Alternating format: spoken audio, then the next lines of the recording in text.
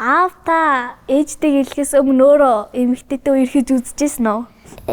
Эрзэн ингээд дээр нь ингэж үзсэн. Хоёр багта ямар хоол иддэг вэ? Ямар хоол иддэг вэ?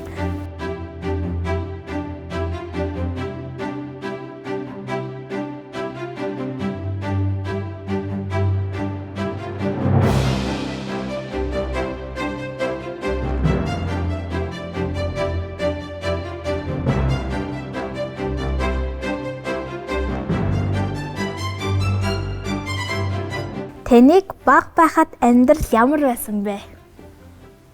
Аавыг нь баг байхад амьдрал одоогийнхс шал өөр байсан.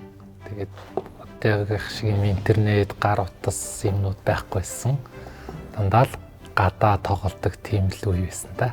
Багахад угаасаа манайхд оронтод байсан гэж хэллээ. Үгүй.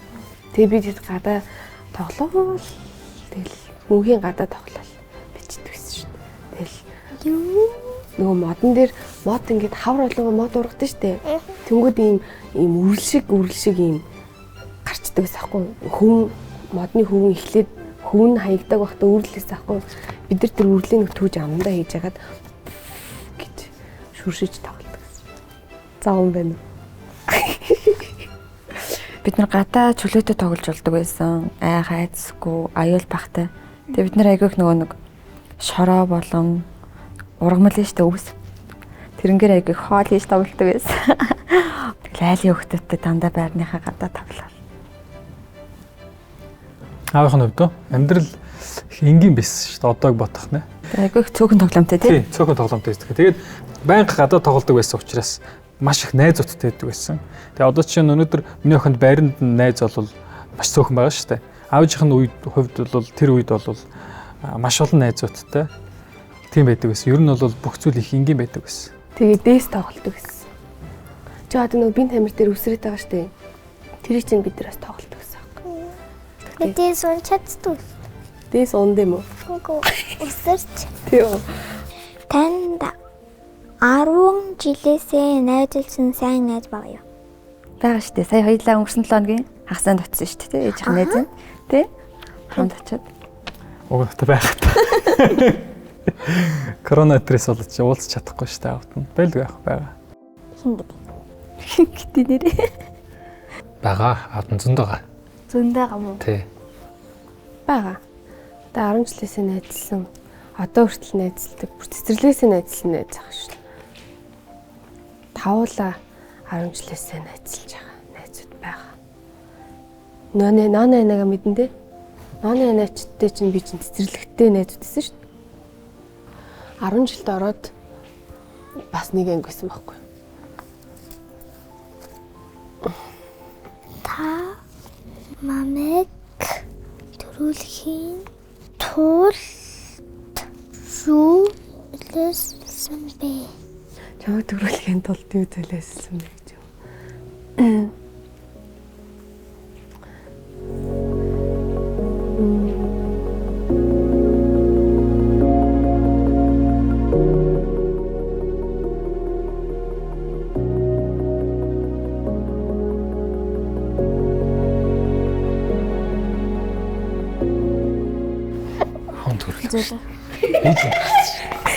Юу дүүл болсон юм уу да? Жил нэмсэн юм уу?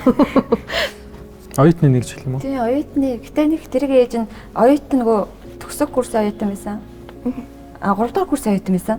Тэгээд сургуулаа хичээлээ нэг хэсэг завсардчихсэн. Гэтэ миний охин ч нөгөө уйлдаггүй байсан болохоор ээж нь төрөөл 14 онд л хичээлдээ орсон болохоор ээж нь тийм амар золиослон зүйл байхгүй одоо ээжигээ одоо нөгөө өвтгөөд те зовоогоод гэдэг юм уу жирэмсэн байхад нөгөө зарим хүмүүс ингээл онцлогоо биеийнх нь онцлогоос л амар ядардаг байхгүй. Миний охин болохоор ээжиг ерөөсөө тэгж ядрааж байгааг болохоор ээжт нь тийм амар том золиослон зүйл байхгүй. Миний охин ч ээж байхгүй. Тий. Хичээлээ. Би чамайг төрүүлэхэд оюутан байсан байхгүй. Хэлний бэлтгэлд сурдаг байсан сангтд. Тэгээд хэлний бэлтгэлд сурчсан чинь чамайг олсон байхгүй юу? Тэгээд чамайг төрүүлэхэд амар жирэмсэн хэлний бэлтгэлтэй ингээл явал завсарлагаан дээр гэрлэгөө орчиж сургуулийн хажуудад гэсэн юм оюутны. Тэгэл завсарлагаараа орж ирж 30 минутын завсарлагаар унтаал. Тэгэл зарим маримдаа ингээд амар ядраад нуруу өвдөд хичээлээ тасалчихдаг. Хичээл байхдаа юу? Хичээл байхдаа.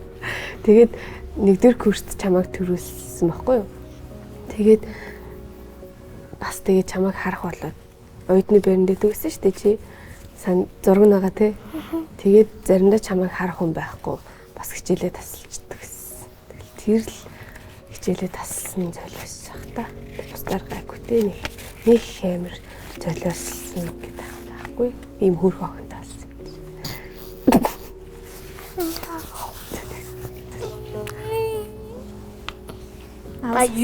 Та юунаас хамгийн их айдаггүй? Аав нь. Аав нь харьдаг хүмүүсээ алдахаас хамгийн их айдаг. Чамайг өвдгөөс айдаг. Чи ингэж халуураад байна гэлэгдэж штий. Тэр яг үндэ би амар айдаг штий. Хайртай охин өвдөж үрч ээж юм амар айдаг байхгүй. Хайртай дотны хүмүүс алдахаас л айдаг шүү дээ. Аавынхаа хувьд сая ээжийнх нь хариулт дээр нэмээд одоо ингээд манай гэр бүлийн хүмүүс байгаа шүү дээ. Тийм ээ байна тий. Ингээд яг ойр дотны хайртай хүмүүс өвдөхөөс их айдаг. Өвдөх үе, өвчин тусах үе. Аалзнаас амар гэдэг шүү дээ. Аалзнаас. Аачих юм дөө. Чи юунаас айдаг үлээ? Бас аалт. Аалз л. Чи дээр барьцсан явчихсан биз дээ. Аалз ингээд наримдалд. Никэт тавьж идсэн ш хараад. Сандрыг дөрөөд. Хорцоо. Тэгээд дараа гараагаасан ш. Йоо. Гэтэ би жоохон бахтай айдгүйсэн аалзнаас. Би ингээд наваг жоохон бахад ингээд тэнэг юм яриасан байхгүй. Эрхийн уруугаараа аалз ингэж алах юм бол мөнгөтэй болдог гэд. Тэгээ бид нэгэ юунд хөдөө амралтанд очихтай амар их аалттай зөв бүдүүн аалцтай гэл бицлал гараараа алцдаг гэсэн шүү дээ. Амар зовгоос.